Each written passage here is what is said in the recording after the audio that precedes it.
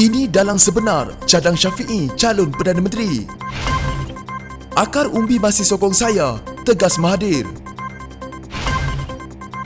Mahathir pertahan kenyataan kritik Najib. Tun M nafi letak jawatan punca kemelut politik.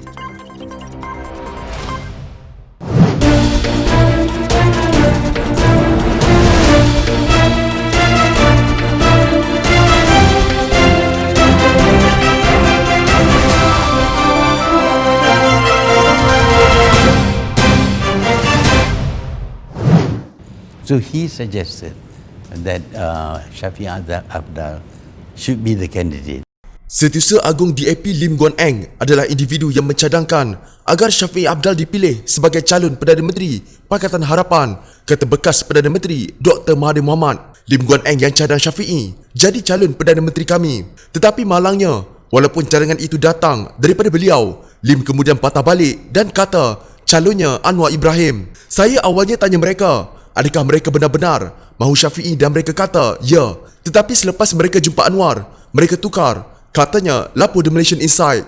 Cadangan mencalonkan Syafiee yang merupakan Presiden warisan sebagai Perdana Menteri Pakatan Harapan timbul bulan lalu selepas PKR bertegas menolak Mahathir sebagai calon. Parti itu menegaskan bahawa Anwar harus menjadi calon Perdana Menteri Pakatan Harapan. Mahathir mengumumkan pada 27 Jun bahawa parti komponen Pakatan Harapan, DAP dan Amanah menyokong Syafiee sebagai calon Perdana Menteri. Bagaimanapun, DAP dan Amanah kemudian membuat kenyataan bersama bahawa mereka akan menyerahkan perkara itu untuk diputuskan di peringkat gabungan Pakatan Harapan. Susulan daripada mesyuarat Majlis Presiden Pakatan Harapan pada 5 Julai, gabungan itu berkata ia berpegang teguh kepada keputusan sebelum ini untuk menjadikan Anwar sebagai calon Perdana Menteri. Syafiee juga sebelumnya mengatakan bahawa DAP dan Amanah telah menamakan beliau sebagai calon Perdana Menteri. Mahathir jelas beliau tidak kisah jika Pakatan Harapan tidak memilihnya untuk menjadi calon Perdana Menteri mereka, tetapi menyuarakan kebimbangan sama ada Anwar dapat memperoleh sokongan yang cukup sebagai calon Perdana Menteri. Beliau juga mendakwa walaupun terdapat beberapa anggota parlimen yang bersedia menyertai pembangkang, mereka tidak akan melakukannya sekiranya Anwar adalah calon Perdana Menteri. Isu inilah yang menyebabkan beliau menyokong Syafiee sebagai calon Perdana Menteri, kata Mahathir. Jika kita tidak dapat sokongan orang Melayu, kita tidak boleh tukar kerajaan. Tetapi pada masa sama, kita berdepan masalah kerana Anwar tidak mahu saya. Dan walaupun Anwar kata dia ada sokongan majoriti, setiap kali nama dia timbul, dia kalah, katanya. Mahathir juga berkata kerajaan Pakatan Harapan tidak akan tumbang pada Februari lalu sekiranya beliau diberikan sokongan yang penuh daripada gabungan tersebut ketika itu. Bila saya letak jawatan pada Februari dan semua orang diminta menyatakan siapa yang mereka mahu, saya sepatutnya diberikan sokongan penuh oleh Pakatan Harapan kerana mereka kata mereka sokong saya sepenuhnya. Tetapi entah bagaimana, Anwar meyakinkan mereka dia ada majoriti dan sokongan mencukupi untuk jadi Perdana Menteri. Jadi Pakatan Harapan beri nama beliau. Saya hanya dapat 66 undi dan Anwar dapat 92. Tetapi 92 undi itu sepatutnya diberikan kepada saya kerana saya sepatutnya calon mereka dan saya juga Perdana Menteri sebelum ini. Oleh itu, saya kalah dan Anwar juga kalah, kata Dr. Mahathir. Sementara itu, Mahathir juga berkata Syafiee merupakan pilihan yang positif untuk calon Perdana Menteri Pakatan Harapan memandangkan Sabah dan Sarawak telah banyak memberi sumbangan terhadap kerajaan. Ia sangat positif kerana Sabah dan Sarawak memberi banyak sumbangan kepada kerajaan.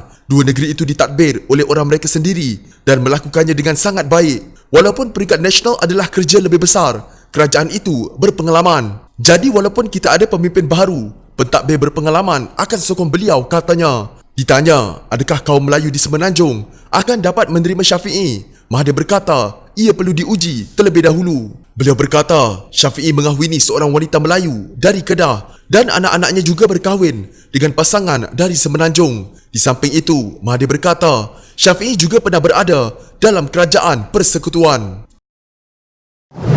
If you don't support him, he will sack you. Bekas Perdana Menteri Dr. Mahathir Mohamad percaya beliau masih merupakan ahli bersatu yang mendapat sokongan daripada akar umbi parti itu. Pemimpin berusia 95 tahun itu berkata beliau masih mendapat sokongan walaupun telah dipecat oleh Bersatu yang kini dikuasai presidennya Muhyiddin Yassin. Secara umumnya Bersatu menyokong saya sebagai pengerusi kerana mereka percayakan saya.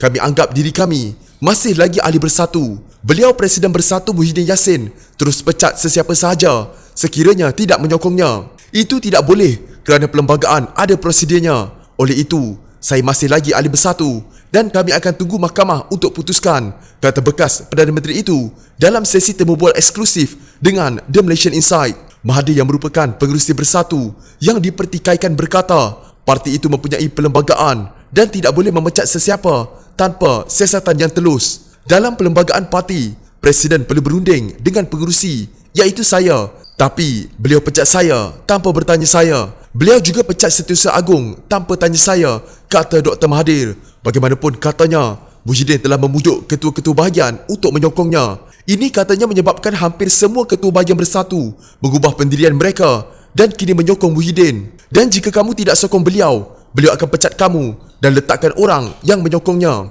Tetapi ramai akar umbi masih menginginkan Bersatu yang lama. Mereka tidak ditawarkan apa-apa dan jumlah mereka ramai. Mereka bukan ahli parlimen. Mereka merasakan objektif asal Bersatu harus dipertahankan. Maksudnya, kita menentang UMNO. Kini kita perlu teruskan tanpa pemimpin, kata Dr. Mahathir. Dr. Mahathir berkata, kempen Bersatu Blackout yang dilancarkan pada Sabtu lalu menunjukkan beliau masih mempunyai sokongan akar umbi. Walaupun mereka tiada pemimpin, mereka hadir dengan ramai. Pada Sabtu, saya ada 800 orang dalam Dewan. Dewan boleh muatkan 2,000. Tetapi kerana penjarakan sosial, kami hanya benarkan 800 orang masuk. Di luar masih ramai. Kita ada kira-kira 17,000 orang yang tonton siaran langsung di internet tambah beliau. Keanggotaan Mahathir dan 4 anggota parlimen lain, iaitu Timbalan Presiden Bersatu yang dipertikaikan, Mukhlis Mahathir, anggota Majlis Pimpinan Tertinggi Mazli Malik, Ketua Pemuda Bersatu Armada Syed Saddiq Syed Abdul Rahman dan Amiruddin Hamzah dilucutkan apabila mereka duduk di blok pembangkang pada sesi parlimen pada 18 Mei. Pada 19 Julai, Bersatu memecat anggota Parlimen Seri Gading Shahruddin Saleh kerana duduk bersama pembangkang semasa persidangan Dewan Rakyat. Ahli Parlimen Langkawi Dr. Mahathir Mohamad mempertahankan kritikan terbukanya terhadap Najib Razak atas kejatuhan Kerajaan Pakatan Harapan pada Februari lalu kerana beliau bukan individu tepi jalan. Beliau bukan seorang individu tepi jalan. Beliau bekas Perdana Menteri. Kalau bukan bekas Perdana Menteri, kita tidak ada masalah. Sebab itu saya berhak sebut nama orang terlibat, katanya ketika membahaskan ucapan agung di Parlimen. Beliau berkata demikian selepas Ahmad Tarmizi Sulaiman, PAS bahagian Sikh, membangkitkan peraturan mesyuarat yang menyatakan ahli parlimen tidak patut menyebut nama individu secara spesifik dengan niat mengkritik individu terbabit. Mahathir berkata beliau kecewa PPBM yang ditubuhkan khusus untuk menjatuhkan kerajaan kleptokrat pimpinan Najib percaya DAP boleh menghancurkan orang Melayu.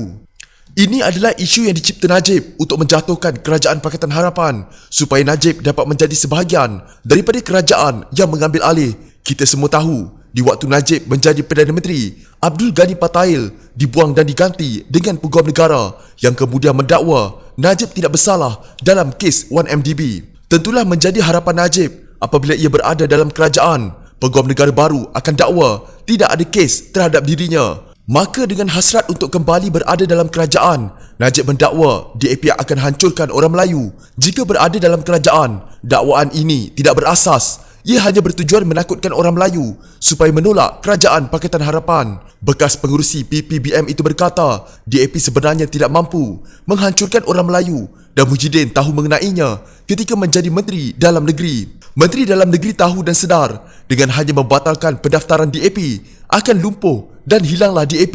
Yang terdedah kepada kehancuran ialah DAP. Ini juga yang kita lakukan kepada Parti Komunis Malaya atau PKM sehingga ia hentikan percubaan untuk rampas kuasa kerajaan Malaysia. DAP bukan pun sekuat PKM. Tidak mungkin DAP berjaya di mana PKM dengan gerakan bersenjatanya gagal. Tetapi pembohongan ini berjaya mempengaruhi Presiden dan beberapa pemimpin PPBM membuat keputusan untuk keluar dari Pakatan Harapan. Dengan ini saya pun terkeluar daripada menjadi Perdana Menteri Kerajaan Pakatan Harapan. Peletakan jawatan oleh saya tidak dapat dielak. Yang salahkan saya kerana semua pertukaran ini dikatakan disebabkan oleh saya letak jawatan sebagai Perdana Menteri.